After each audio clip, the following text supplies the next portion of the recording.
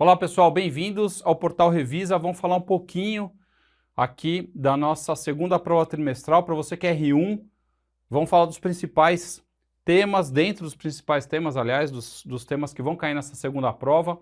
Vamos falar dos pontos mais importantes. Obviamente a gente consegue falar de tudo aqui, mas vamos chamar a atenção aí para o que cai mais nas provas. Então, uma análise aí dos últimos anos e vamos colocar alguns assuntos que são importantes, que sempre caem nas provas. Os temas são esses aí: posicionamento, equipamento, sistema nervoso central e autônomo, sistema cardiovascular e sistema respiratório. Então são esses 5 temas. Obviamente a gente tem aí temas bem extensos, como sistema nervoso central e autônomo, sistema cardiovascular, são 2 temas aí difíceis, né? Mas a gente vai colocar alguns pontos aí importantes. Vamos começar com posicionamento, nosso ponto número 6. Lembrar sempre de posicionar o nosso paciente, ajuda da enfermagem, ajuda dos colegas cirurgiões também, todo mundo preocupado com o paciente.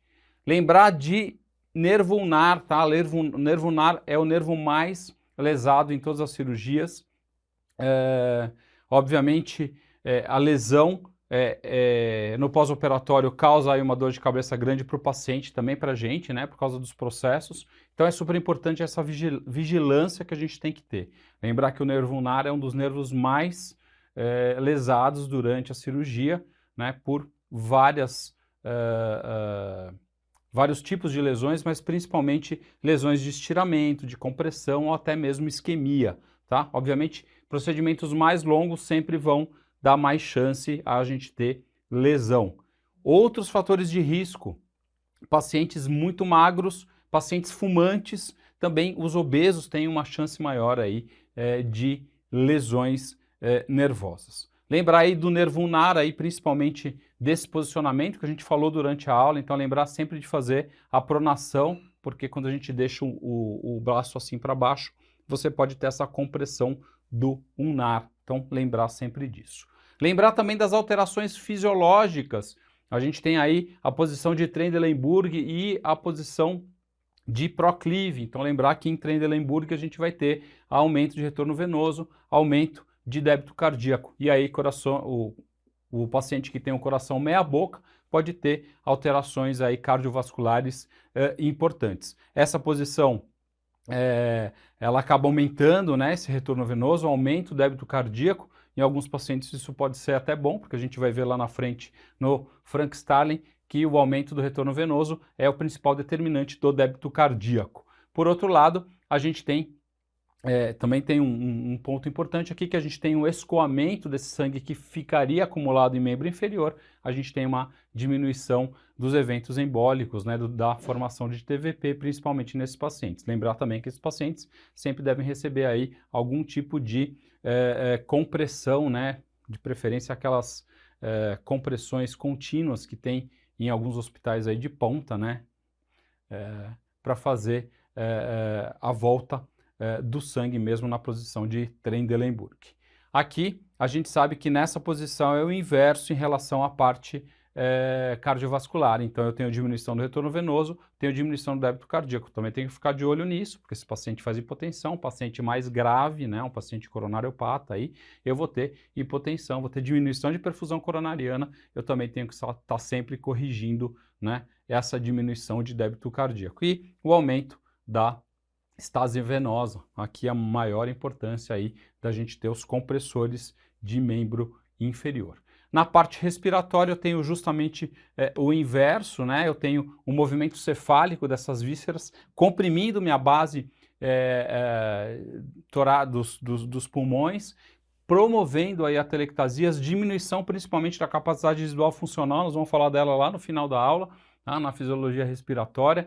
Então aqui é importante a melhora da nossa ventilação desse paciente, o recrutamento alveolar, o PIP, que é importante também para a gente prevenir as atelectasias desse paciente, tá? Então, compressão de bases pulmonares, e aqui eu também tenho diminuição de capacidade residual funcional, de complacência, eu vou acabar tendo mais alterações de ventilação, perfusão aqui nessa posição. Diferente da posição de céfalo-declive, favorece a minha parte pulmonar, libero o meu pulmão, pulmão expande mais, forma menos atelectasias, eu ventilo melhor esse paciente. Por outro lado, eu tenho toda a alteração do débito cardíaco também. Então, eu sempre tenho que estar lembrando desses posicionamentos, o que é melhor, o que é pior para cada sistema, e eu ir ajustando para esses pacientes, tá? Aumento de estase venosa e aumento de TVP. Uma posição que eu sempre cai em prova, que é importante, são a posição aqui da perneira, né, que coloca o paciente em litotomia. Aqui é uma figura ilustrando aí aqui um exame ginecológico, né, mas vale para as nossas cirurgias também, a importância de evitar a compressão da fossa poplítea contra os suportes das mesas. A gente tem aqui um risco importante de neuropatia do fibular comum, que é um ramo do ciático. Esse ramo ele cruza a cabeça lateral da fíbula e você tem um risco aí de compressão contra o apoio. Então você tem uma neuropatia motora de membro inferior, é a mais comum que tem, tá bom? Também tem que lembrar nessa posição do esmagamento aí das articulações quando você desce ali a perneira. E lembrar que toda vez que eu levanto essa perna desse paciente, eu também vou aumentar retorno venoso. Tenho que ver como que esse paciente está também do ponto de vista cardiovascular. Para descer também eu tenho que ter cuidado para não ser uma descida abrupta, porque eu também posso alterar a parte cardiovascular desse paciente. Então lembrar sempre da posição de litotomia e o nosso nervo fibular comum está aí bem explicado aí a cabeça da fíbula que pode ter essa compressão. Então, essa neuropatia é a neuropatia motora mais comum das extremidades inferiores, tá? Ela é quase 80% das lesões nervosas que ocorrem em posição nos membros inferiores, tá? Então, cuidado com esses pacientes, principalmente com os pacientes mais magros, com tabagismo, né?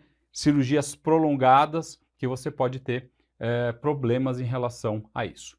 Prognóstico não é ruim, obviamente que isso a maioria das vezes a gente tem recuperação total. E nessa posição de litotomia, também lembrar que eu também posso ter parestesia na distribuição de nervos obturador, cutâneo femoral lateral, ciático e fibular, tá bom? Tem outros tipos de lesão que podem ocorrer com esses pacientes, principalmente em cirurgias mais prolongadas.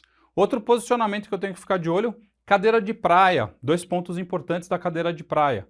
Lembrar da hipotensão. Cada 1 centímetro de elevação da mesa cirúrgica, a gente tem diminuição de 0,8 milímetros na pressão arterial. E lembrar que a gente mede a pressão arterial no braço, né? Geralmente no braço, e aí a gente perde essa noção com a perfusão cerebral. Então, esses pacientes podem ter o risco de ter uma isquemia cerebral por causa disso, tá bom? Além disso, essa posição tem as alterações cervicais, né, desse paciente. Se ele mexe o pescoço também, eu tenho mais chance de lesão de plexo braquial, tá? Então, eu tenho que tomar cuidado com essa posição, principalmente com a hipotensão nos pacientes mais idosos que não toleram a hipotensão. Então, sempre tenho que estar tratando isso e lembrar dessa possibilidade de hipotensão. E quando esses pacientes ficavam sentados para as neurocirurgias, como as cirurgias de fossa posterior, hoje raramente a gente vê isso, né? Nas cirurgias de fossa posterior, o paciente geralmente fica deitado, né? Geralmente em posição de prona ou com um lateral para ter o acesso à fossa posterior. E aí eu tenho uma chance da embolia arterial, né? Então, campo cirúrgico acima do coração, seios venosos durais abertos, entra ar, esse ar passa lá e faz uma embolia aérea. É um quadro muito ruim, né? É um quadro grave, geralmente os pacientes têm instabilidade hemodinâmica e podem até ter parada, então a gente tem que ficar de olho durante essa cirurgia que isso pode ocorrer. Como que eu diagnostico isso? Obviamente clinicamente, né? Mas se você tiver um eco transesofágico, ele demonstra aí uma alta sensibilidade em relação a isso. Qual é o meu outro problema em relação à embolia aérea? É eu ter um paciente que tem um forame oval patente e aí eu vou mandar esse ar para o lado esquerdo do coração, vou mandar ar para a coronária e para o cérebro, a famosa embolia paradoxal. Então, sempre para essa cirurgia, antes dessa cirurgia, o preparo desse paciente, se ele for ficar sentado, já tem que ter um eco, né, pré-operatório para saber se ele tem um forame oval patente ou alguma algum shunte que possa levar a uma embolia paradoxal, tá bom? Então, essa cirurgia aqui a gente tem que ficar muito de olho e ela sempre é uma candidata a cair na prova, tá? Se eu tiver uma embolia aérea nesse paciente, eu aviso o cirurgião, irrigo o campo com soro fisiológico, fecho o osso com cera para evitar mais gás entrando, né? Mais ar entrando, aumentando o meu efeito na embolia aérea. Comprimir os jugulares é uma possibilidade. FiO2 a 100% e suporte cardiovascular, geralmente eu não estou ventilando esse paciente com oxigênio a 100%, eu estou fazendo uma fração aí de oxigênio de pelo menos 50% nessas neurocirurgias, né, ou 40% que seja de oxigênio. Raramente se usa protóxido, se a gente tiver protóxido junto, a gente tem mais problemas porque as bolhas acabam aumentando e a embolia é pior. Então, se tiver protóxido, feche o protóxido e ventile o paciente a 100% e tente aspirar o ar pelo acesso central. Então a gente coloca esse paciente numa posição chamada posição de Duran, que é um céfalo-declive e um decúbito lateral esquerdo, para você tentar aspirar o ar pelo catéter venoso central. Nessas cirurgias a gente sempre tem um acesso venoso aí central nas neurocirurgias, então você tem essa possibilidade durante a embolia aérea. Obviamente esse paciente volta para o decúbito normal para a gente fazer todas essas intervenções, né? Então, tá aí a embolia aérea e o tratamento da embolia aérea, quais são os nossos cuidados para esse paciente. É muito grave esse quadro, geralmente esses pacientes acabam tendo até assistolia, né, até parada cardíaca. Muito bem. E a última posição aqui para a gente relembrar, a posição prona, tá? Posição que a gente usa muito para cirurgias de coluna. Então, esse paciente fica deitado, tem todos os cuidados em relação ao posicionamento também de braço, né? A descompressão de abdômen, sempre colocar os coxins no abdômen, no tórax, para a ventilação ficar boa e para diminuir a congestão venosa, né? Porque quando eu comprimo a barriga, eu aumento muito a minha pressão peridural, a minha pressão de veias ali da região das vértebras e eu acabo tendo mais sangramento, tá? Então eu sempre tenho que fazer essas liberações e cuidar para que esse paciente fique aí super protegido, principalmente a face, né? A face tem que estar sempre checada se você não tem a compressão de olho, de nariz, né? Tem que ter aqueles coxins bons para este posicionamento. Qual que é o meu grande problema aqui, o grande medo que tem com esses pacientes? É esses pacientes terem aí, do gênero masculino, pacientes obesos, geralmente com tabagismo relacionado, diabetes, né, com grande perda volêmica, com um uso muito maior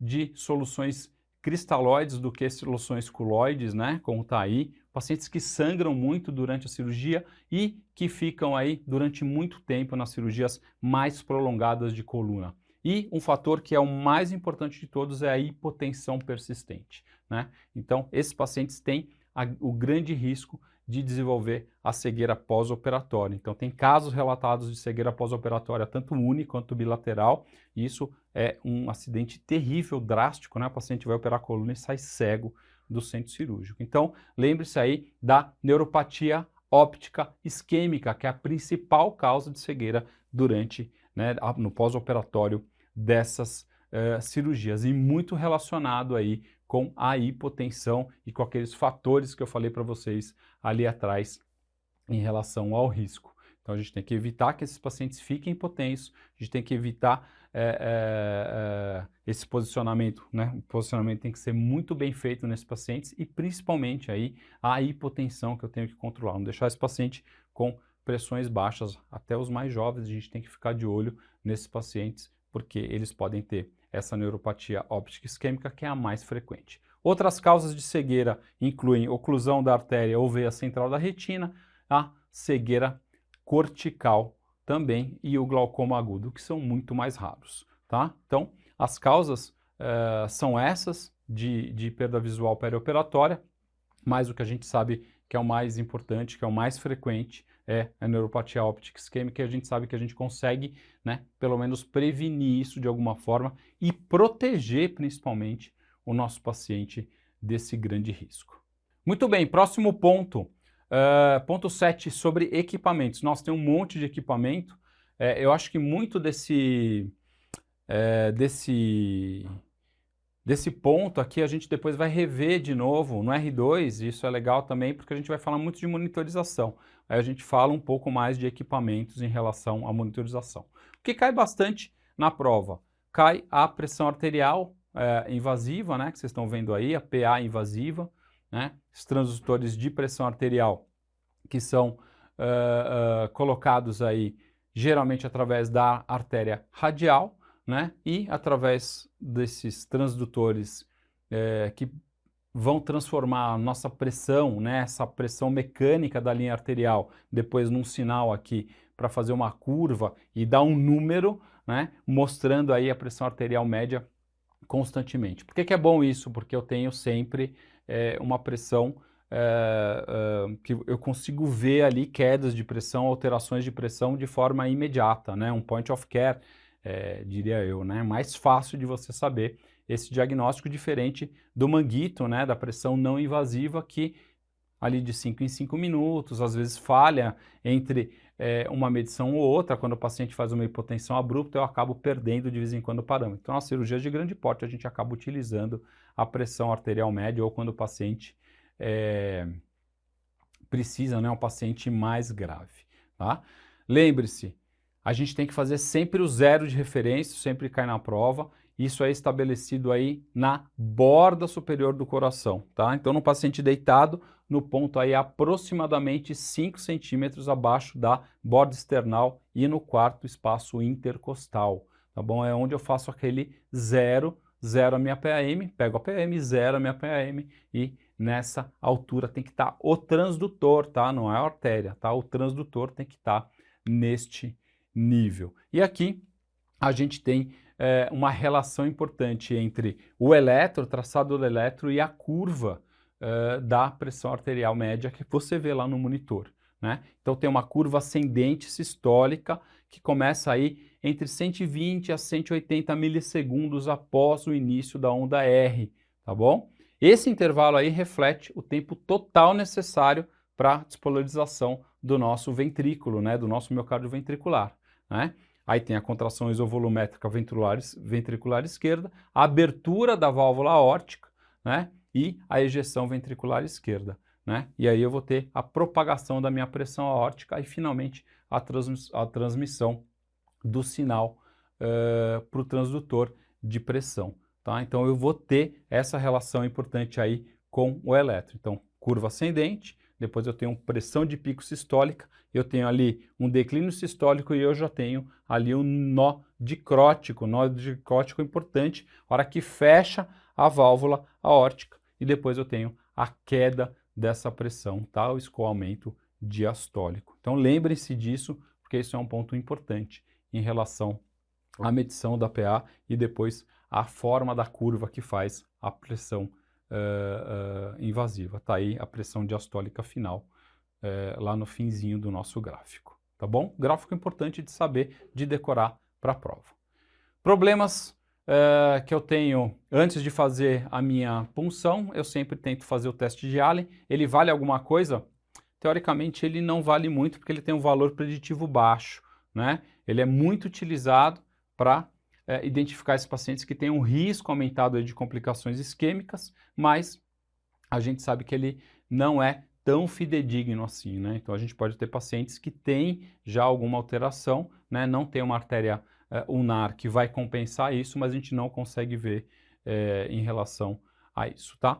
Teste de Allen modificado, posso colocar um oxímetro de pulso aí também para ver se volta a curvinha do oxímetro de pulso, também é um negócio que pode ser feito, é o teste de Allen modificado, né? E hoje a gente não fala mais de teste de Allen positivo ou negativo, a gente fala de teste de Allen alterado, né? Então se não volta lá a circulação, a gente fala que esse teste está alterado, tá bom? Complicações, trombose, hematoma, neuropatia, aneurisma ou pseudoaneurisma da artéria radial, estenose arterial, erros de leitura, aí um dedinho como ficou branco depois que a gente puncionou aí este paciente, tá bom? Então depois foi sacado esse catéter, como vocês estão vendo aí, e a volta da perfusão da mão, ou seja, aí a gente teve um problema em relação a isso, é a maior complicação que tem. Quando que a gente vê isso? Ou o paciente já tem uma arteriopatia, né, já tem uma vascular, é um paciente vasculopata, né, mas a gente vê no pós-operatório tardio, depois na UTI, os pacientes que ficaram graves, que ficaram com muito tempo chocados, com muita droga vasoativa, por muito tempo, com uma nora lá no talo,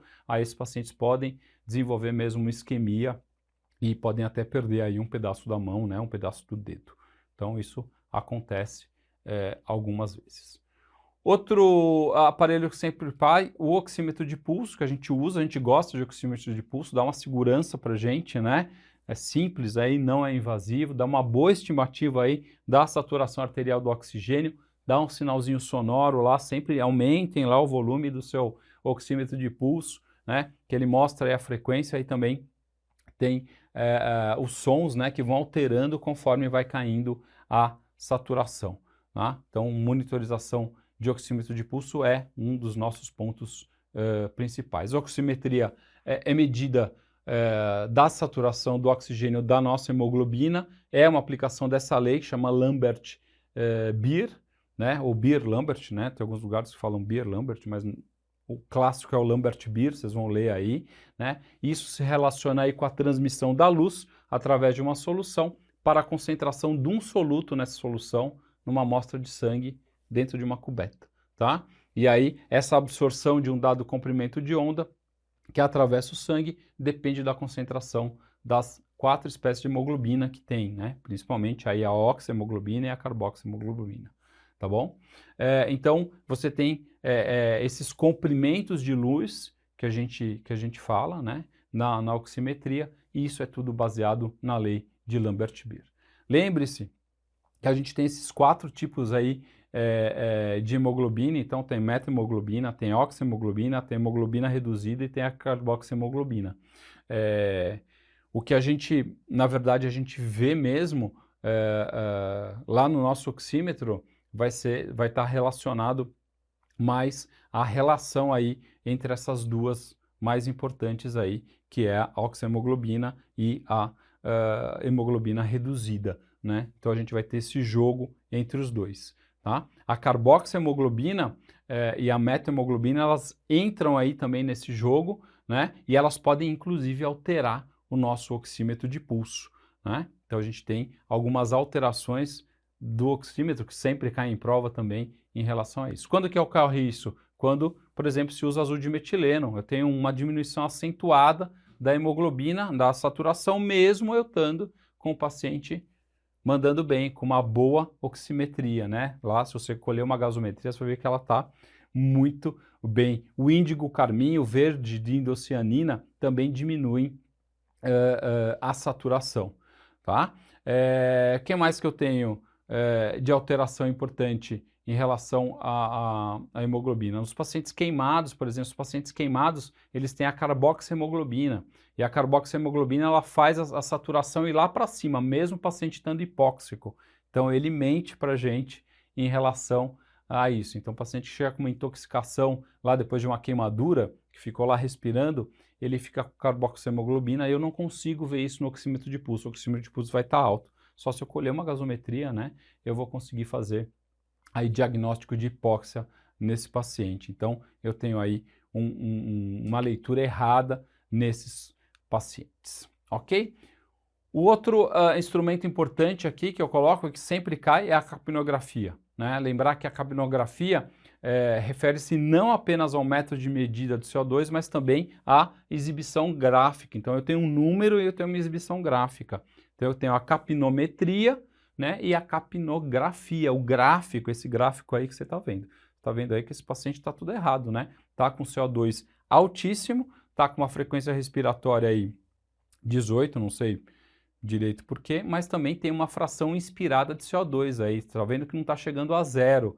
Já sei que tem alguma coisa errada em relação a isso. Por que é bom capnografia? Porque ela me mostra minha ventilação e ela também é um fator aí que me mostra indiretamente o débito cardíaco do meu paciente, né? Quando cai muito o meu débito cardíaco, o sangue não circula no pulmão, você diminui a capnometria, né? A gente vê que isso principalmente na parada cardíaca. Por isso que virou lá obrigatório o uso da capnografia durante a parada cardíaca, para ver se a gente entubou direito o paciente, assegurar que está lá, né, o nosso tubo, e também para ver se as nossas manobras estão sendo efetivas, que aí o meu CO2 vai subindo, porque eu vou melhorando o débito cardíaco do meu paciente, tá? Então esse é o uso clínico, né? Saber se o paciente está entubado mesmo, né? Se a confirmação está ok, né? Se está íntegro também o meu circuito respiratório, se não vai ter vazamento, né? E em relação ao débito cardíaco.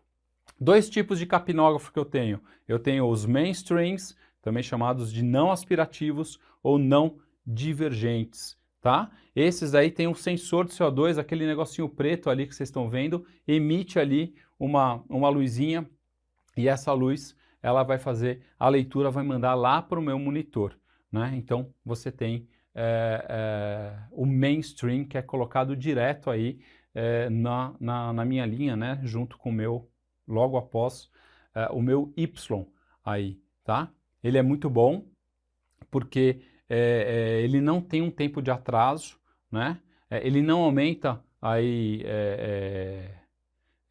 ele não tem esse tempo de atraso, desculpem, né? E você não precisa remover gás da via aérea, né? O CO2 aí é medido durante a passagem pelo sensor, tá? Ele é aquecido a 40 graus e diminui aí a condensação de vapor, né? E é muito bom em relação à medição, tá bom? E aí eu tenho os side streams, os aspirativos. Isso aí é aquele fiozinho que está aí, ó, nessa criancinha que vocês estão vendo aí, e você aspira sempre uma amostra que vai lá para o meu monitor e ela vai mostrando quanto que tem lá e vai fazendo as curvinhas da capnografia. Pode ser entre 30 até 500 ml por minuto, né?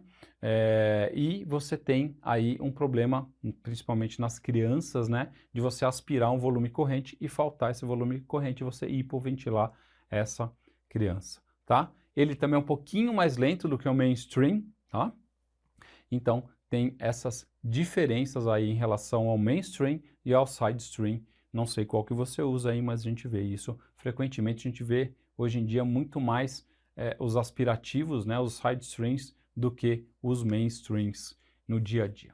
Curvas do CO2 também pode ser que caia aí os capnogramas, né? Então a ausência de curva é que eu não entubei o meu paciente. Se eu começo a ter curva e depois some a curva, eu preciso ver se tem uma desconexão, uma possibilidade, ou até se está cotovelado meu tubo, né? Eu não estou conseguindo ventilar o paciente porque não está voltando CO2. As possibilidades aqui também de redução de EtCO2, posso estar hiperventilando esse paciente, meu paciente pode estar hipotenso, pode estar com choque hipovolêmico, né? Também é uma possibilidade, uma embolia pulmonar também, né? Um trombo, um líquido amniótico aí, né? O CO2, qualquer tipo de embolia, né? Nesse paciente, ou até estar hiperventilando mesmo o paciente. Paciente hipotérmico também, quando o paciente começa a diminuir a temperatura, eu acabo diminuindo a produção de CO2.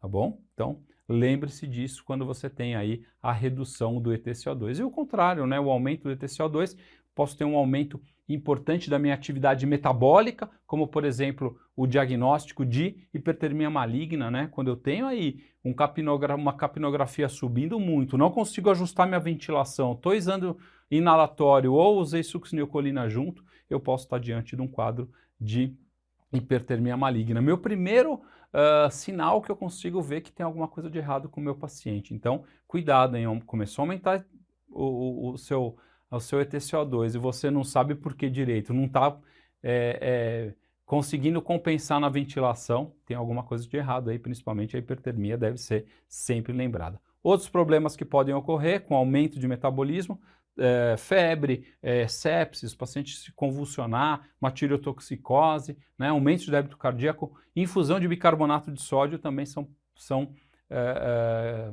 possibilidades aí para esse aumento da EtCO2. E diminuição de ventilação alveolar, estou hipoventilando o meu paciente, né?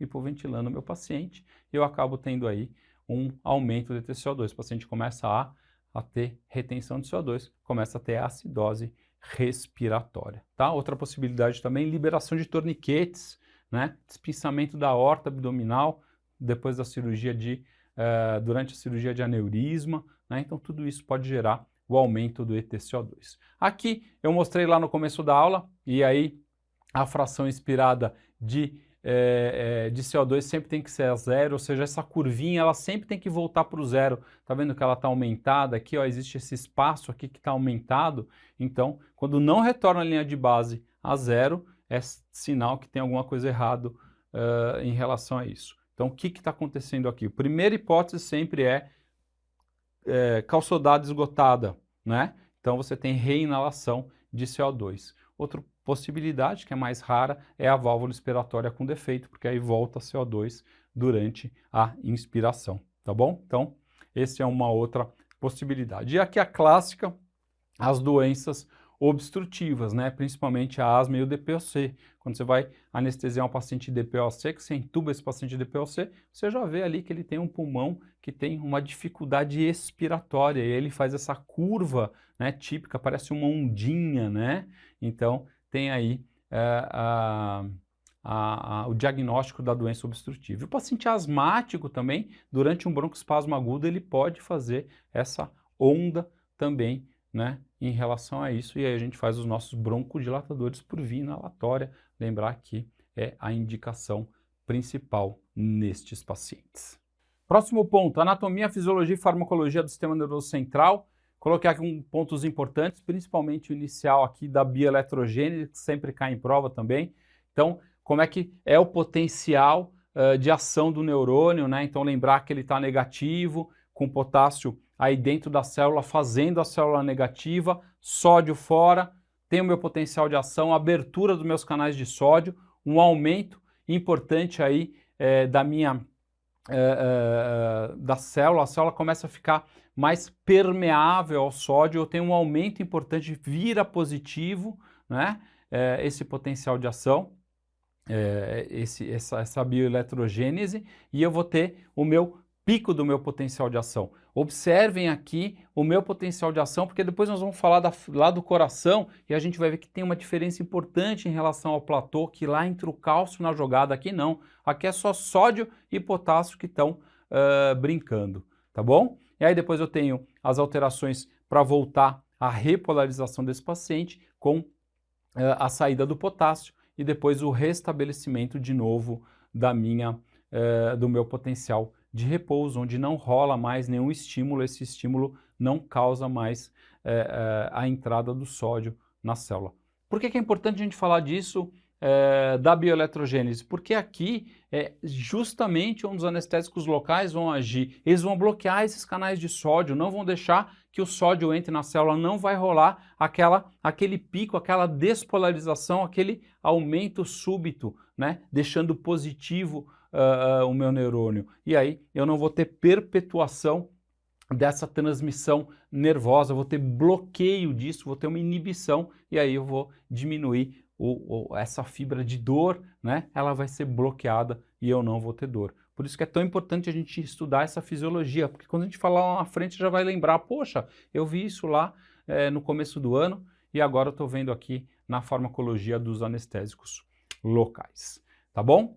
Aqui um pouquinho sobre o metabolismo cerebral, né? A gente tem que entender aqui a relação, dois pontos importantes aqui que a gente tem que lembrar bastante, né? O CO2, quando eu falo de CO2 e de fluxo sanguíneo encefálico, fluxo sanguíneo cerebral, da nossa ventilação. Então, toda vez que eu ventilar o nosso paciente, existe uma relação importante, uma alteração linear com o CO2, né? Eu tenho alterações importantes em relação a isso, né? Então, toda vez que eu tenho um paciente aí que tem um aumento do CO2, ou seja, ele deixa de ventilar, ele começa a ter uma retenção de CO2, eu faço uma vasodilatação cerebral e eu aumento o nosso fluxo sanguíneo cerebral proporcionalmente a isso, né? Então, você vê aí no gráfico, no nosso paciente que é o vermelhinho, né, um adulto normal, quando você começa a variar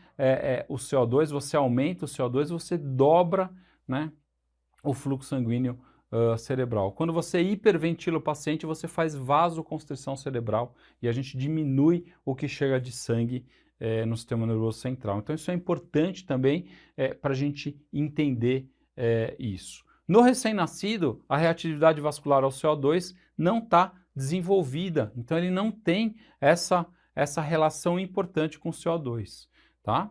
E na hipotensão profunda, essa reatividade do CO2 nos adultos também desaparece, tá bom? Tá? E o O2? O O2 é importante?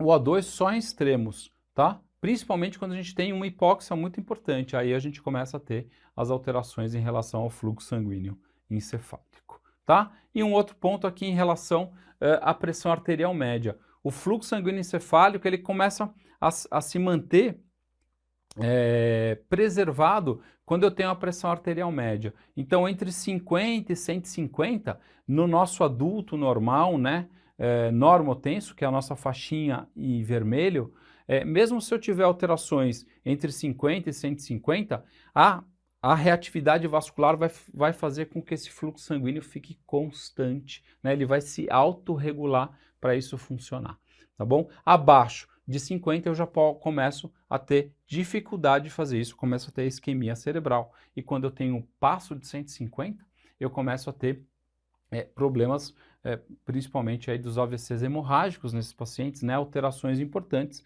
e aí eu tenho um aumento muito importante do fluxo sanguíneo encefálico, o que também é ruim para esses pacientes. Lembrar que o adulto hipertenso, ele se desvia, essa curva que você está vendo aí, ela é desviada à direita. Então, em pressões de 50, ele já está fazendo isquemia. Então, no paciente hipertenso não controlado, a gente sempre tem que lembrar disso. Quando a gente vai anestesiar esse paciente, a gente tem que sempre manter uma pressãozinha um pouquinho mais alta, porque ele pode ter uma isquemia com pressões que normalmente um adulto normal tenso não teria, tá bom? O recém-nascido também tem uma alteração aí importante, ele não regula assim como o adulto, né? Existem alterações importantes também, é mais difícil de você ter esse controle em relação ao fluxo sanguíneo cerebral e à pressão arterial média.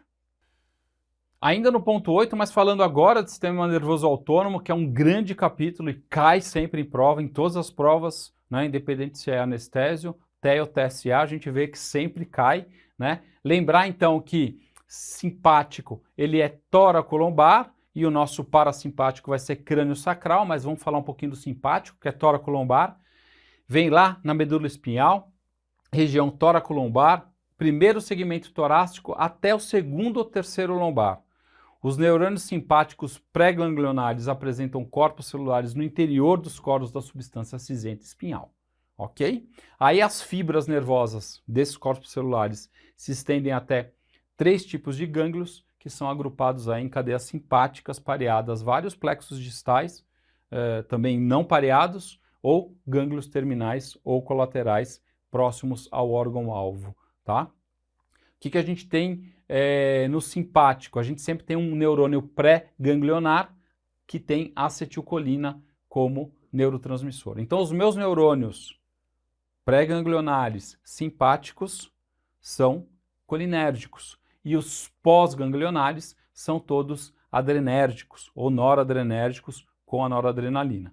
A única exceção que eu tenho é em relação às glândulas sudoríparas, tá bom? Que são simpáticas, mas eu tenho o pré-ganglionar com colinérgico e o pós-ganglionar também colinérgico, tá bom? Então essa é a exceção que eu tenho em relação a isso, ok? Lembrem-se disso porque isso sempre cai na prova, as exceções caem na prova. Simpático. Então, geralmente, as fibras pré-ganglionares são curtas porque os gânglios simpáticos geralmente estão perto do sistema nervoso central, mas estão distante dos órgãos efetores. Então, as fibras pós-ganglionares, elas percorrem um longo trajeto antes de inervarem os órgãos efetores, tá bom? Então, fibras pré-ganglionares são curtas, né? E elas podem passar por múltiplos gânglios antes de realizarem as sinapses aí com as fibras terminais e depois fazer as suas sinapses, tá? Então, as fibras pré-ganglionares realizam sinapses não apenas no gânglio do seu nível de origem, mas também podem seguir para cima ou para baixo a partir desses gânglios pareados, tá? Lembrar que a resposta simpática ela não está confinada a um segmento, né? o simpático ele sempre age de uma descarga amplificada e difusa, tá bom? Então tudo se conecta e existe aí toda a resposta simpática, que está presente onde? Principalmente no nosso paciente que chega chocado, no nosso paciente que está em trauma, que tem trauma, o paciente cirúrgico é um paciente ativado pelo simpático. Uma das nossas funções durante a anestesia é justamente dar uma abrandada no simpático desse paciente, senão ele vai ficar tendo hipertensão e taquicardia, consumindo muito oxigênio, né? Então a gente vai ter que abrandar o nosso sistema simpático, a gente vai ter que saber manipular esse paciente. Uma exceção, medula da suprarrenal, tá? Então, gânglios do terceiro tipo, né, que esse é o outro tipo aqui, né? Os gânglios terminais ou colaterais que ocorrem em pequeno número estão próximos a seus órgãos-alvos. Por exemplo, a medula suprarrenal. Então, a medula suprarrenal e outros tecidos cromafins são homólogos dos gânglios simpáticos e todos são derivados lá na embriogênese, né, das células da crista neural, né? Porém, ao contrário das fibras simpáticas pós-ganglionares que a gente viu aqui anteriormente, a medula suprarrenal libera epinefrina e norepinefrina, tá? Tem essa diferença aqui. Então não tem uma sinapse em um gânglio. Essas células cromafins da medula adrenal são análogas aos neurônios pós-ganglionares, tá? Então lá na adrenal, adrenalina e nora são liberadas na corrente sanguínea e são classificadas como hormônios e não neurotransmissores, né? E esse efeito ele dura, né, 10 vezes mais tempo do que uma estimulação direta, tá? Então tem aqui a medula suprarrenal que tem essa diferença. Lembrar que a própria medula, né, é o nosso neurônio pós-ganglionar, ok? Muito bem. Parte parasimpática, então vamos falar agora do parasimpático periférico principalmente, né? Então vamos falar aqui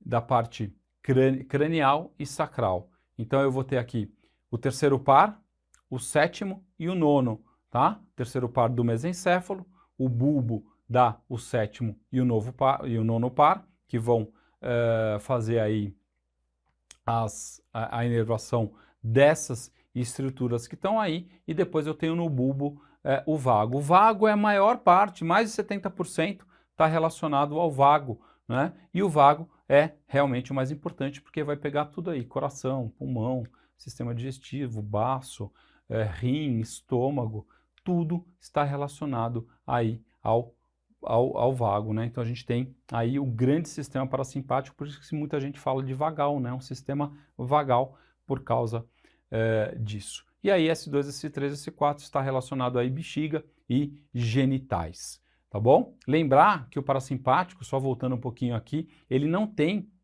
aquela resposta difusa do simpático, né? É uma resposta diferente, as conexões são menores, né? Eu tenho proporções menores de sinapse, né? Então eu tenho aí diferenças em relação a isso. Tá aí o parasimpático tem fibras pré-ganglionares longas, né? A gente tem as pós-ganglionares muito próximas ou dentro do próprio órgão inervado, né? Então a gente tem aí uma característica totalmente diferente, né? O parasimpático ele é mais dirigido e menos robusto ainda que o nosso sistema nervoso simpático, mas também muito importante no nosso dia a dia, principalmente aí no controle desses sistemas durante a nossa anestesia. E aí, a parte importante, a farmacologia, né, para a gente entender como que a gente estuda, como a gente usa a nossa fisiologia, a gente vai entender que a farmacologia está totalmente relacionada a isso, né? E eu vou ter as drogas que vão agir no sistema nervoso simpático e no parasimpático, coisas que a gente usa todos os dias, né? Então, lembrar das catecolaminas. Quem são as catecolaminas?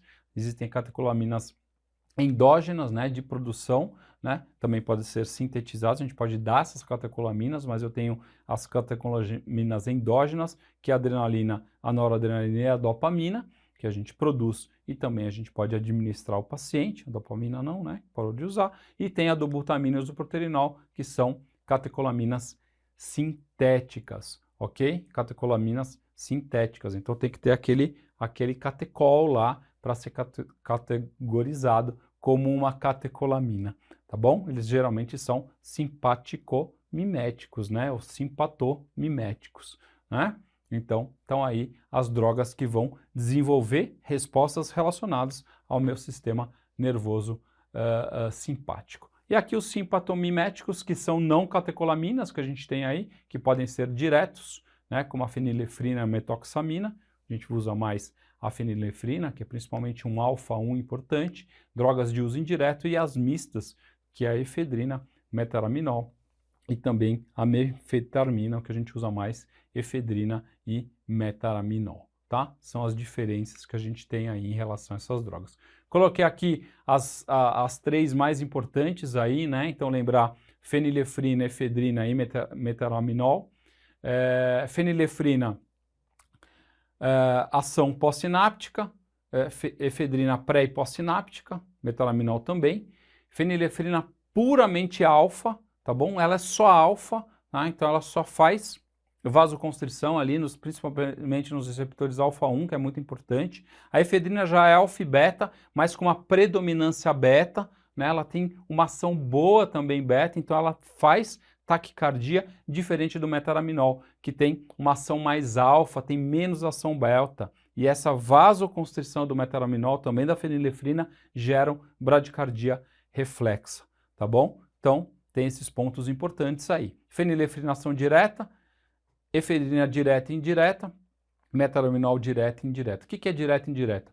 Fenilefrina é direta, ela vai direto lá no meu receptor adrenérgico e faz a sua ação. A efedrina, ela faz ação direta no receptor e também estimula a liberação de noradrenalina, tá bom? Então, tem essa diferença em relação ao mecanismo de ação. O metaraminol igual. Indicações: hipotensão pós-bloqueio, tetralogia de Fallot, fenilefrina é uma boa droga para isso. Efedrina a gente usa quando o paciente está hipotenso e bradicárdico, a gente prefere a efedrina, e quando a gente tem uma hipotensão importante com taquicardia, a gente prefere aí o metaraminol para a gente voltar aos pontos aí da frequência cardíaca. Também a gente tem que lembrar que a gente tem que controlar essa frequência cardíaca, que não pode ser um negócio descontrolado no nosso paciente. Então a gente prefere a droga que é melhor para esse paciente naquela condição, tá bom?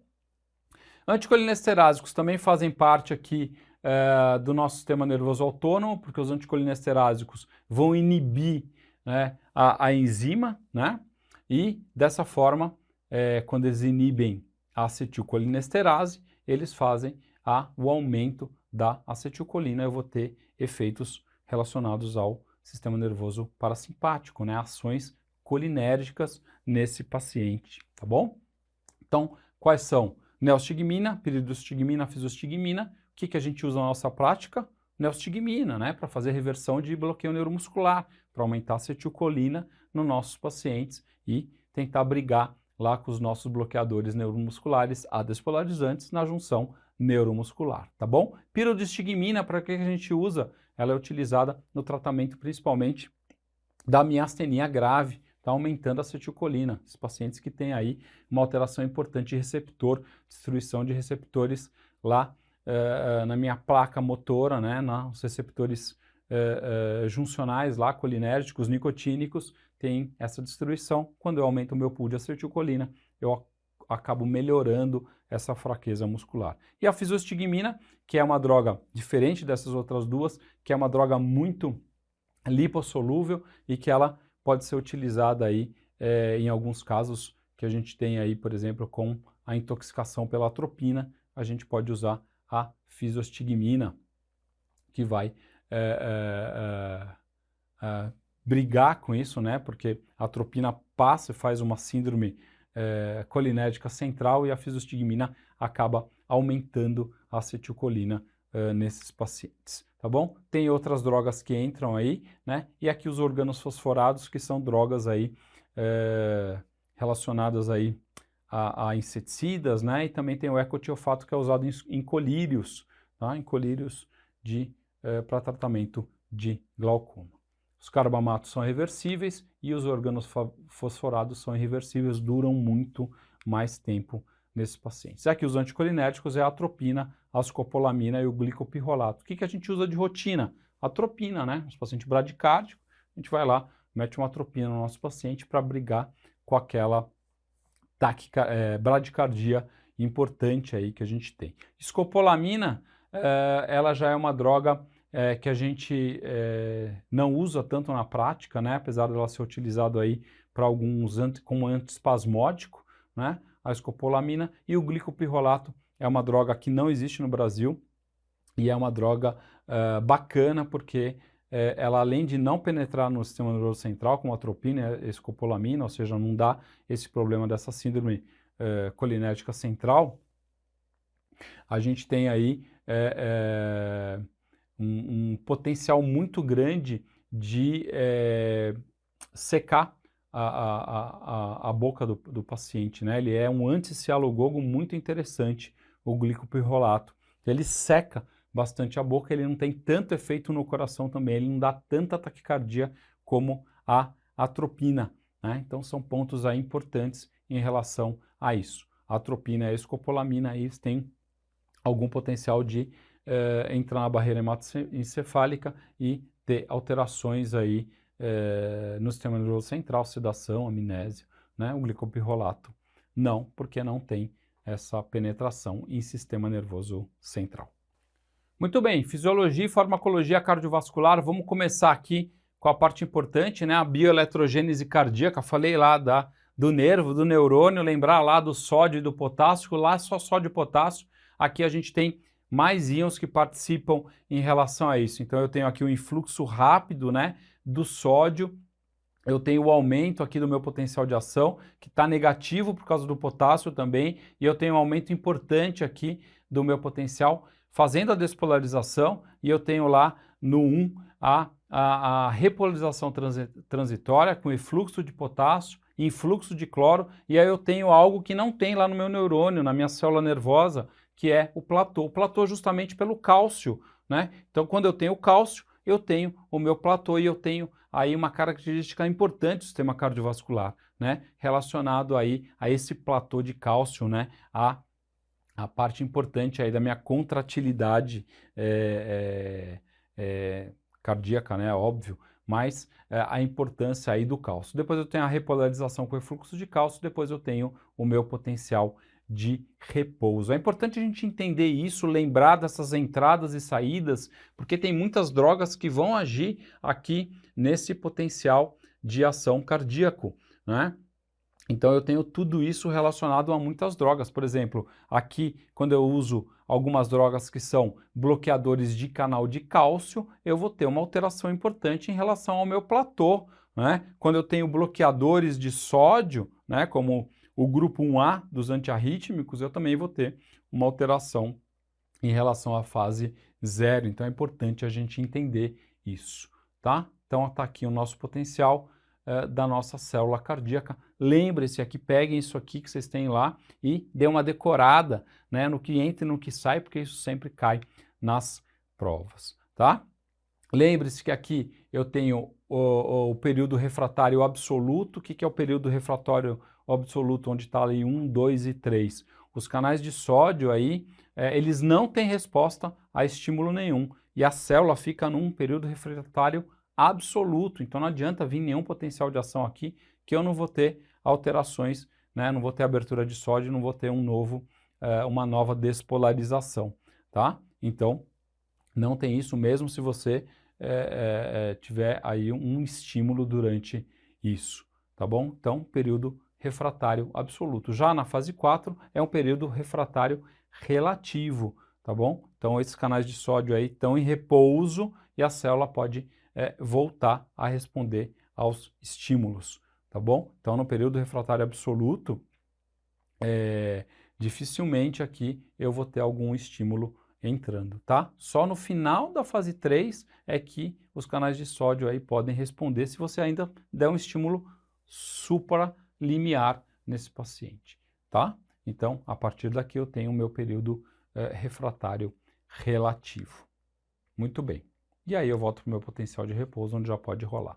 Amiodarona, onde que a amiodarona entra nisso? A amiodarona classe 3, vamos lembrar disso, uma droga super lipofílica, sempre cai na prova, tá rica em iodo e também muito semelhante ao hormônio T4, a tiroxina, bloqueia canal de sódio, tá bom? Bloqueia canal de potássio e de cálcio, ela bloqueia todo mundo, tá bom? E ela também bloqueia receptores tanto beta quanto alfa adrenérgicos. Deixa eu voltar lá na minha amiodarona, que sempre cai na prova. Prolonga o potencial de ação e o período refratário no miocárdio, também em vias acessórias aí do paciente que tem, por exemplo, Wolff-Parkinson-White, tá?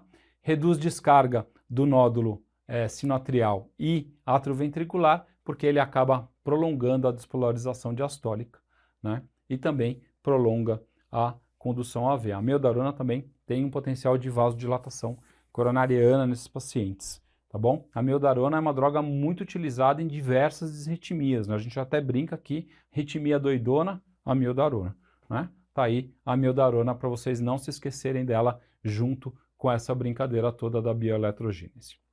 E aqui eu coloquei os bloqueadores de canal de cálcio, que vira e mexe eles aparecem na prova. O diltiazem, que você está vendo aí, que está no meio, ele é justamente o misto dessas duas drogas, do verapamil e da nifedipina. O verapamil ele é utilizado mais como antiarrítmico, né, e a nifedipina como um vasodilatador. O diltiazem ele é o meio termo, tá bom? Ele aí é uma droga meio termo, ela tanto tem uma função de antidisrítmico, como tem uma ação vasodilatadora como a nifedipina. A nifedipina é a mais pura em relação à vasodilatação, a mais potente em relação a isso. Está vendo aí, ó, vasodilatação, quem tem mais vasodilatação e quem tem mais efeito relacionado aí a parte de arritmia, né, a parte dromotrópica negativa. O diltiazem está no meio do jogo do bloqueador de canal de cálcio. Lembre-se que ele bloqueia os canais de cálcio lá no nosso platô, lá na nossa fase onde entra o cálcio, onde abrem os canais de cálcio. Então, eu vou ter o uso nesses pacientes.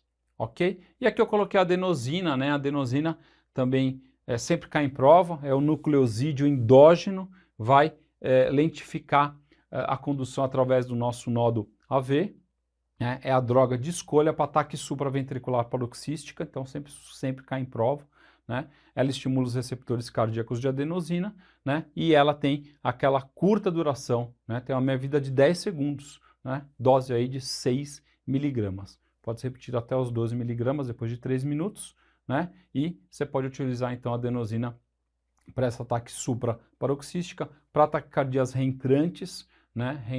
Que envolvem nódo AV, e para as taquicardias ventriculares também, tá bom? Lembrar que a adenosina dá aquela vasodilatação, da dispneia, da pressão torácica, pode dar um efeito que as pessoas falam, uma sensação de morte, né? Mas difícil falar de sensação de morte, né? Qual que é a sensação de morte? Bom, é isso aí. Então, a adenosina é essa droga que a gente conhece muito bem. Então, taque supraparoxística, adenosina está muito indicada.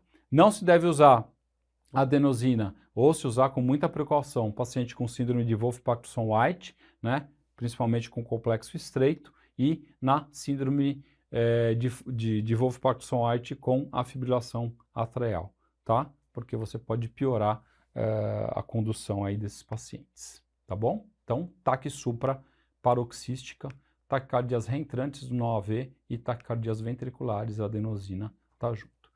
O que eu coloquei aqui? Ondas venosas, cara, isso sempre cai na prova, ondas venosas e alterações das ondas venosas. Então, dê uma decorada nisso, porque isso sempre cai. Então, lembrar lá, a onda A, na sístole atrial, a gente tem a maior onda que tem aí, a onda positiva, né, relacionada à contração atrial. Então, quando some essa onda A, a gente vê lá no traçado da PVC, se o paciente tem uma FA, acaba subindo. No flutter também some. Onda C gerada pelo abaulamento das válvulas AV para dentro do átrio. Aí eu vou ter uma descendente X negativa, que é o declínio de pressão entre essas ondas A e C. né? E aí a onda V, que já é positiva de novo, então eu vou ter um aumento de pressão aí, então é o fim da contração ventricular, né? E tem acúmulo aí de sangue no átrio por causa do retorno venoso, porque as válvulas AV ainda estão fechadas, não abriram. E a descendente Y representa o declínio da pressão atrial à medida que as válvulas AV se abrem aí. E aí, de novo, eu tenho um ciclo com a ondinha A, tá bom? Alterações das ondas venosas, tem aí, você pode decorar esse quadrinho, é todo seu para você decorar, tá bom? Pode printar a tela aí e decorar o quadrinho, que ele sempre cai alguma coisa, né? Ah, ondas A, tipo canhão, o que é? A dissociação, AV, né? Onde é regurgitação tricúspide? Então decorem isso, não vou ficar perdendo tempo aqui falando para vocês, porque vira e mexe isso cai nas provas. Débito cardíaco também é outro ponto que eu coloquei aqui para vocês. Então lembrar que o débito cardíaco é relacionado à frequência cardíaca, pré-carga, contratilidade e pós-carga. Para você saber e decorar o que aumenta débito cardíaco, né, diretamente. Quando você aumenta frequência cardíaca, aumenta a pré-carga, aumenta a contratilidade, aumenta débito cardíaco. Pós-carga é inversamente proporcional ao débito cardíaco. Toda vez que eu aumento a pós-carga, então eu aumento a minha vasoconstrição, né? A minha aorta está mais difícil, está mais contraída, eu tenho mais trabalho contra do meu ventrículo esquerdo, eu vou ter aumento dessa resistência e aí eu vou ter uma diminuição do débito cardíaco. Tá? Então, fácil de decorar isso, né? Lembrar que frequência cardíaca, pré-carga e contratilidade é diretamente proporcional ao débito cardíaco e a pós-carga é inversamente proporcional. Tá bom? Se vocês decorarem isso, quando cair na prova, vocês vão entender. E lembrar da pré-carga, né? A importância da pré-carga do nosso mecanismo de Frank-Starling. Então, aqui eu tenho o típico, né? Quando eu aumento a minha pré-carga, eu consigo chegar mais sangue no coração, ele distende as alças e ele contrai com mais força, tá bom? Eu tenho esse aumento de volume, essa distensão do meu ventrículo faz com que eu tenha uma estimulação, né? E um aumento da contratilidade, né? Então, o músculo é estirado, ele desenvolve maior tensão contrátil. Então, eu tenho alterações de sensibilidade de miofibrilas que são sensíveis ao cálcio, né? Aumento de quantidade de cálcio e aí mais contração. Então, aqui, quando a gente vê esses gráficos, a gente vê lá no gráfico de cima, no A, quando eu tenho um aumento da minha pré-carga ventricular, eu tenho uma resposta adequada do meu débito cardíaco, eu tenho um aumento do meu débito cardíaco. Então, eu respondo bem. Muitos dos nossos monitores hoje de responsividade a fluido se baseiam na lei de Frank-Starling. Então eles conseguem ter índices lá, como variação do volume sistólico, todos aqueles índices que mostram que se eu aumentar a minha pré-carga, eu vou ter uma resposta melhor do meu débito cardíaco. Diferente desse paciente aqui de baixo, ele não tem um aumento do meu débito cardíaco relativo lá, né? Em relação ao aumento na minha pré-carga ventricular, não adianta eu melhorar essa pré-carga ou dar um pouco de volume para esse paciente, ele não vai responder o que eu preciso fazer aqui, dar alguma coisa para aumentar a contratilidade. O problema dele não é na pré-carga, é na contratilidade, tá bom? Então lembrar do Frank-Starling que ele vai ser super importante lá para frente em relação a isso.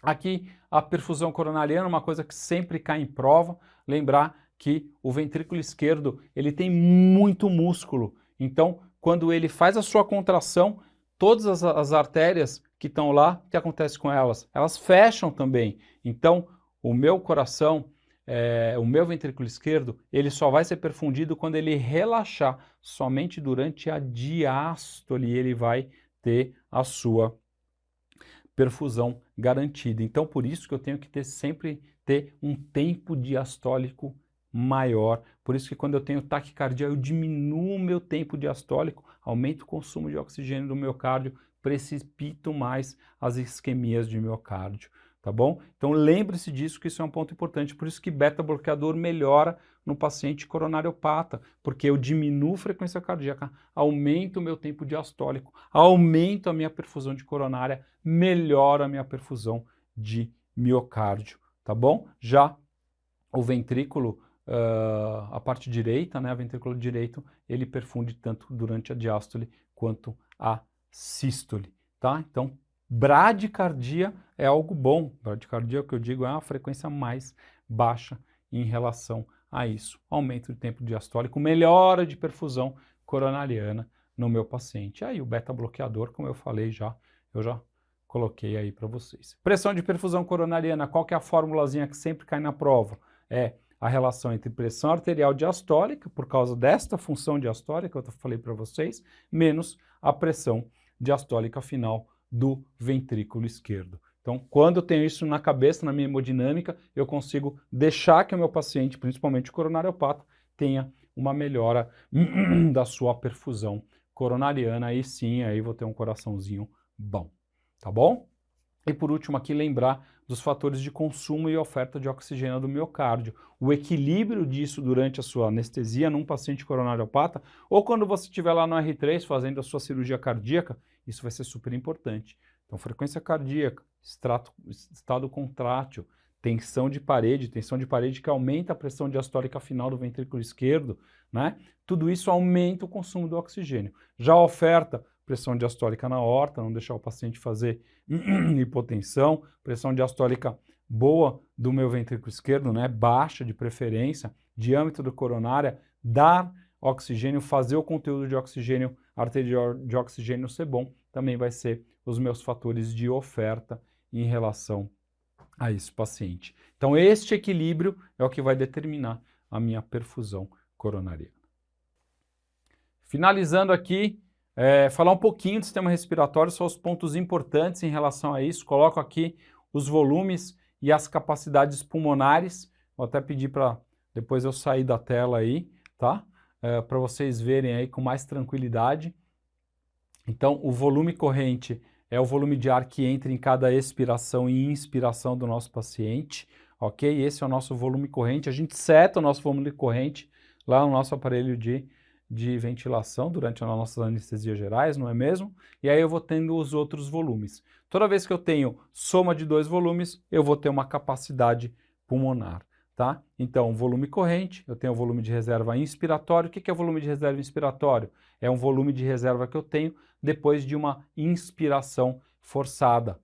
Vale para o meu volume de reserva expiratória também, que vai aparecer aqui embaixo. Então, volume de reserva inspiratório, volume de reserva expiratório. É quanto sobra de ar depois, né? O meu volume extra de ar que eu tenho depois da minha expiração. Tá? E eu tenho também aqui embaixo que vai aparecer o volume residual. O volume residual é um volume que sempre fica no pulmão, tá bom? Que existe no pulmão. Esse volume residual, ele obviamente existe para proteger para que o pulmão não colabe inteiro. Então existe um volume residual que sempre fica lá, deixando o meu pulmãozinho com algum ar dentro, tá? Não tem como tirar o volume residual do nosso pulmão. Então quando eu junto o volume de reserva inspiratória com o volume corrente, eu tenho capacidade inspiratória. Quando eu junto a volume reserva expiratória com volume residual, eu vou ter aqui saí para o lado errado, a capacidade residual funcional. E aí vou falar da capacidade residual funcional, que é super importante, porque a capacidade residual funcional, durante a anestesia, ela é muito importante, porque no meu período de indução de anestesia, quando eu vou induzir o paciente entre a apneia, o que sobra de oxigênio aí dentro do pulmão é o que me dá aquele tempo de apneia do paciente até ele começar a desaturar. Então, o que eu tenho que fazer na nossa indução de anestesia? Dar oxigênio para o meu paciente a 100%. Por quê? Porque eu tiro aquele oxigênio que estava a 21%, aquele ar que estava a 21%, e dou oxigênio a 100% nesse paciente, tentando otimizar esse meu tempo de apneia. E a hora que ele entrar em apneia, eu tenho o meu volume a minha capacidade residual funcional, aí garantindo mais tempo de apneia.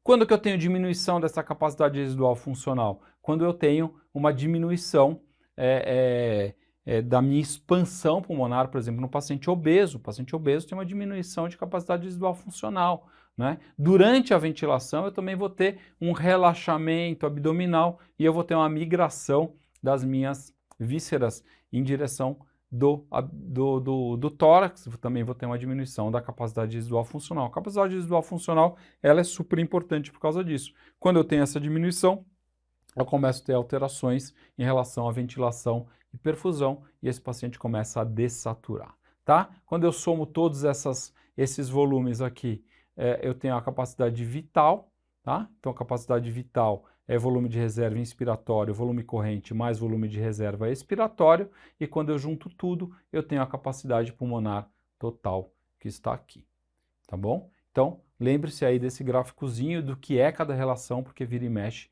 isso cai na prova. A capacidade vital, você vai ver que muito desses volumes de capacidades pulmonares a gente estuda na espirometria, né? A espirometria é um exame diagnóstico que vai ver todos os volumes pulmonares, a gente vai ver as doenças obstrutivas, principalmente as restritivas. Então, quando eu tenho diminuição de todos esses volumes de uma forma proporcional, eu tenho uma doença restritiva, né? Quando eu tenho alterações em relação à parte expiratória, principalmente, eu vou ter as alterações relacionadas às obstrutivas, e aí a gente consegue ver isso nas curvas de volume pulmonar que a espirometria vai dar para a gente. E aqui uma parte importante também, uma relação importante entre ventilação e perfusão. Obviamente o pulmão tem essa característica, né? A gente tem que ter essa relação para se equilibrar o quanto que entra de oxigênio e o quanto é absorvido. Então essa relação de ventilação-perfusão tem que estar equilibrada. A gente vai falar do West lá para frente em relação a isso. Então, eu tenho alguns problemas quando eu tenho um alvéolo que está mal ventilado e eu tenho ali um capilar funcionando, né? Quando o alvéolo está mal ventilado, eu tenho um sangue pobremente oxigenado, eu vou gerar o quê? Eu vou gerar um shunt, né? Um shunt, né? Do meu sangue relacionado a isso. Eu vou ter uma redução de oxigenação, vou ter shunt. Então, quando eu ventilo um paciente lá numa videolaparoscopia, em que eu insuflo a barriga desse paciente, comprimo base, começo a ter um monte de atelectasia, eu faço o quê? Shunt, né? Eu faço shunt porque eu tenho atelectasia, o meu pulmão está mal ventilado, o meu alvéolo está mal ventilado, está colabado, e aí começa a cair a minha saturação lá. Por isso que eu vou lá, dou uma manobrada, faço um recrutamento, melhoro o meu alvéolo, né? Expando esse meu alvéolo, coloco um pipizinho maior, e aí esse alvéolo ele fica igual a esse aqui, e ele volta a ser, aí, ter uma oxigenação do sangue, então eu tiro o shunt. E aqui eu tenho o outro efeito, que é o efeito espaço morto. O efeito espaço morto, eu não tenho fluxo sanguíneo, então alguma coisa parou o meu sangue, então não está chegando sangue. Então o que eu tenho sempre aqui, que a gente tem que lembrar, é da embolia. As embolias fazem com que eu tenha aí uma diminuição do suprimento sanguíneo, e aí eu tenho o nosso efeito espaço morto nos nossos pacientes, tá bom? Então o efeito espaço morto. A gente vai ver isso lá na frente nas zonas de West para vocês entenderem como que isso funciona no pulmão. Então essa relação de ventilação-perfusão, tá? Então determina aí a composição do nosso gás alveolar. Eu tenho um shunt quando eu tenho a relação de ventilação-perfusão que está tendendo a zero, né? Como a gente viu lá atrás, e o espaço morto tendendo ao infinito, né? Então, shunt e espaços mortos eles podem ser fisiológicos, existe sempre isso nas nossas áreas pulmonares, a gente vai ver aqui na ventilação-perfusão da zona de West, mas a gente tem que ter um equilíbrio. Então, toda vez que eu tenho alterações em relação à ventilação ou à perfusão no nosso paciente, eu vou ter essas alterações e eu vou ter aí problemas em relação a isso. Existe um shunt fisiológico, tá? Lembre-se disso, que 2 a 5% do débito cardíaco vai se desviar dos pulmões, das veias brônquicas, né?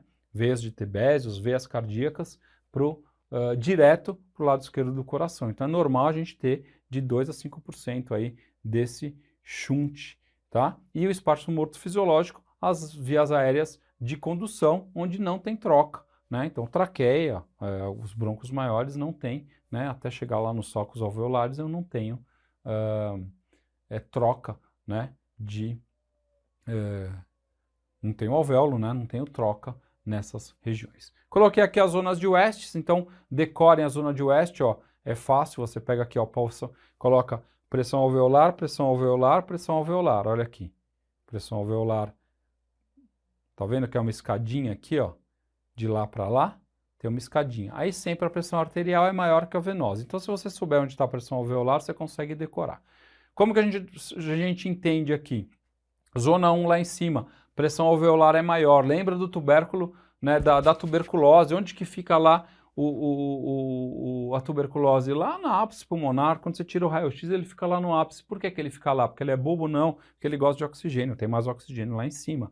Então a pressão alveolar é maior lá, pressão arterial e depois a pressão venosa. O que é a zona 2? A zona 2 é o que a gente precisa ter. De 80% a 90% do nosso pulmão fica na zona 2, que eu tenho essa relação boa entre pressão arterial e pressão alveolar. Eu vou ter aí uma boa relação de ventilação, perfusão, tá? Então, os ápices pulmonares e as bases, elas têm alterações, né? Mas a gente entende aí essa relação, porque a zona 2 é a maior zona que tem. Então, na zona 1, eu tenho pequena, tenho ventilação, né? Pouca ventilação, mas muito pouca perfusão também. É onde ocorre um espaço morto, ok? Lá na zona 3, eu tenho o meu efeito Shunt. Por quê? Porque eu tenho uma pressão arterial maior que a venosa, que maior que a alveolar, né? Então, eu tenho o efeito Shunt, onde eu faço mais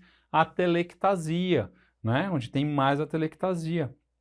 Então, por isso que eu tenho também meus mecanismos fisiológicos de... Isso é para dar uma expandida nos meus alvéolos que estão ali colabando, por isso que a gente tem esse suspiro. Além da paixão, a gente tem essa parte fisiológica quando a gente tem o nosso suspiro. Então, na zona 3, eu tenho o Shunt. Então, o que eu tenho que manter? O meu paciente sempre na zona 2. Então, quando eu tenho hipotensão, por exemplo, quando eu tenho uma hipotensão importante, eu aumento muito a minha zona 1, né? Eu aumento o meu espaço morto. Quando eu tenho atelectasia, ventilo mal o meu paciente, eu aumento a minha zona 3, tá bom? Então lembre-se disso com as zonas de West, que ela tem uma relação importante. Quando a gente for falar de cirurgia torácica lá no R3, a gente vai lembrar das zonas de West, que nós vamos virar esse paciente de decúbito lateral e a gente vai ter que estudar esse pulmão em lateral com as zonas de West também. Ok? Coloquei aqui a curva de dissociação da oxihemoglobina, vira e mexe, cai, né? Então lembrar aqui da P50, a P50 é 50% de saturação, né? A pressão de O2 aqui para dar aquela saturação que está lá de hemoglobina. Lembrar que tudo que desvia para a direita, né, para o seu lado direito, ali da acidose, hipertermia, aumento de 2,3 DPG, faz com que eu tenha um paciente que tenha uma hemoglobina que libera mais oxigênio para o tecido. Ela diminui, diminui a afinidade, libera mais oxigênio para o tecido. E por que que isso é bom? Porque a maioria das vezes, quando a gente tem alterações na nossa vida, nos traumas, nas doenças, a gente tem um estado de acidose. A gente desenvolveu, né, a espécie, os mamíferos, principalmente, desenvolveram esse mecanismo de proteção através disso. Então, toda vez que eu tenho acidose, eu tenho uma tendência a liberar mais oxigênio. Então, eu diminuo a minha afinidade do oxigênio e aí eu libero mais oxigênio para os tecidos. Então, isso é uma resposta adaptativa que a gente tem, principalmente aí quando a gente tem a acidose. Já para o esquerdo, né, a desvio para a esquerda faz com que eu aumente a afinidade, eu diminua a liberação de oxigênio para os meus tecidos, tá? Aumento, né, a minha hemoglobina ficando forte ali, grudada. Em quem que eu tenho um aumento importante aí da hemoglobina, dessa afinidade? No feto, né? O nosso feto, nossa criancinha aqui, quando você é nenenzinho lá dentro, a gente tem essa hemoglobina fetal que fica com mais oxigênio ali grudada nela. Por quê? Porque tem que circular ali, não tem ventilação, não tem nenê ventilando, então eu acabo tendo uma afinidade maior, uma hemoglobina fetal, obviamente, com mais afinidade em relação à nossa curva de dissociação da oxihemoglobina, ok? Então lembre-se disso, que é um ponto importante também. E aí, o efeito Bohr, né? O efeito Bohr sempre cai em prova. O efeito Bohr é a interferência do pH nessa curva de dissociação da oxihemoglobina. Então, o que acontece? Nos tecidos periféricos, o gás carbônico entra no sangue, diminui o pH e promove o desvio da curva de dissociação para a direita. Então, o que acontece? Libera o oxigênio, da hemoglobina para os tecidos, ok? Então, faz sentido a gente ter isso, né, com essa diminuição do pH, e aí eu vou ter uma liberação maior periférica que eu quero, né, para isso, né? Então, eu vou distribuir oxigênio, esse é o efeito Bohr, essa interferência do pH na curva de dissociação de hemoglobina. Desvio para a direita, libero mais oxigênio para o meu tecido. Agora, quando eu volto para o pulmão, é o inverso, né? Ó, liberei lá para os meus tecidos periféricos. No pulmão é diferente, né? O que acontece lá? O CO2 sai do sangue, o CO2 vai sair do sangue e vai fazer uma... o CO2 sai do sangue e vai entrar no alvéolo, né? E eu vou acabar aumentando o pH sanguíneo. E aí eu vou diminuir vou desviar a minha curva para a esquerda, né? Então a curva de dissociação da hemoglobina, ela vai para a esquerda, vai aumentar a afinidade da hemoglobina para o oxigênio, que sai do alvéolo e entra para o sangue, tá? Então tá aí o nosso efeito Bohr relacionado diretamente à curva de dissociação. Então ele vai funcionar bem nos tecidos periféricos, liberando o oxigênio, e no pulmão de forma reversa, né? Que sai do alvéolo aí e entra para o sangue. Então veja só que existe aí o efeito Bohr funcionando em relação à curva de dissociação da hemoglobina. Ok, pessoal? Então aqui fica a nossa revisão do nosso anestésio R1. Alguns pontos importantes, obviamente, a gente não consegue fazer de toda a revisão, mas alguns pontos aí que provavelmente vão cair na prova. Então espero que isso tenha ajudado aí você a estudar e tirar uma boa nota aí para o seu CET, a sua nota trimestral, segunda prova trimestral. Desejo aí boa prova para vocês e a gente se vê numa próxima oportunidade. Valeu, pessoal!